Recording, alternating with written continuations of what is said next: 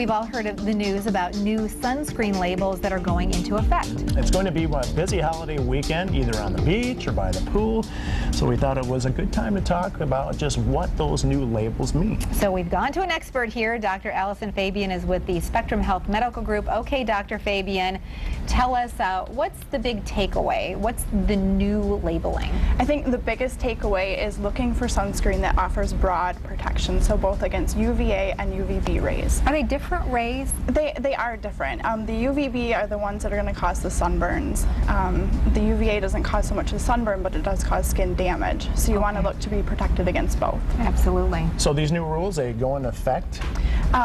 In 2012, and some of the smaller companies have 2 years in order to change their labels, but for the most part, you're going to start seeing these new labels next year. Now, it's the labels there are changing, not specifically the content of the product? Correct. Okay. Right. So, what about, that doesn't make your current sunscreen, obsolete all of a sudden? Right, it doesn't, but you want to check the labels on your current sunscreen to make sure that they're not misleading, because you do want that broad protection. Okay, so broad protection, is there anything else about these new labels that are designed to maybe make people more aware of sunscreen, how often you should apply it, the kinds of situations where you want to make sure you're reapplying? Are those also things taken into consideration? Right, so the new labels are going to be specific about reapplication after sweating or water exposure.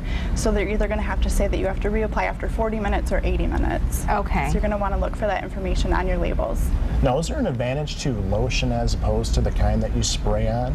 It's just ease of application. So sometimes those kids are easier to hit with the sprays. And it's interesting too, because I am somebody who, I love a bargain, and at the end of a season you always see that the sunscreens are marked down. Can you keep those year after year, or do the active ingredients somehow deteriorate over time? Yeah, you are going to want to check the expiration date. Every bottle should have one, and you'll want to follow that. And typically we do recommend replacing your sunscreen every summer. So it's probably been sitting in your closet at the bottom of your beach bag. And I honestly probably have some that have been sitting in my back hallway for and we years. all do. Yeah, exactly. Okay, so go out, make sure that you're looking for broad protection. Anything else that people need to know? I mean, the prevalence of skin cancer, you're a family practice physician. Are you seeing more and more people coming into your office who have skin cancer early stages? We are, but in that same respect, we're seeing a lot more people being concerned about sun exposure. So, it kind of goes both ways. I see that 3.5 million people are diagnosed annually with skin cancer, with 10,000 people losing their battle to it. So this is really an important thing, and I know I'm guilty of it. Sometimes I don't put the sunscreen on like I should.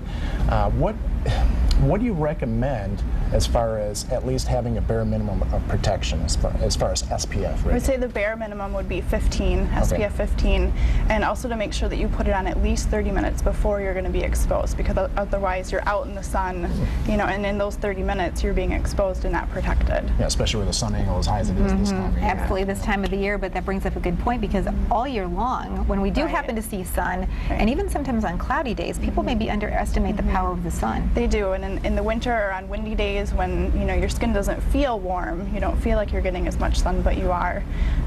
So really we recommend at least SPF 15 year-round on sun-exposed areas. So are you happy to see these new labeling requirements going into effect? Do you think it's an important proactive step that the FDA is taking? I do. I think it makes it easier for families to make decisions. Fantastic. Now, with the application, is there a certain age where maybe you want to make sure that you're really watching the kids?